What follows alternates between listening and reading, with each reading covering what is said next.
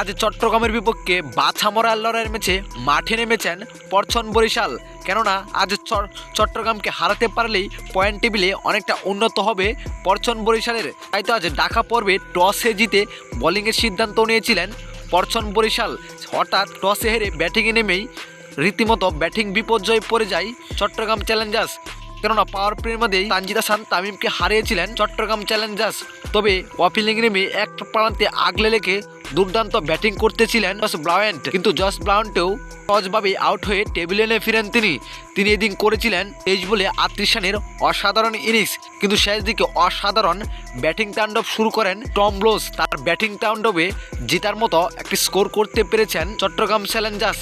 আর এদিকে শেষ দিকে টম ব্লোসের এমন ব্যাটিং দেখে রীতিমতো অবাক পরছন বরিশালের অধিনায়ক তামিম ইকবাল।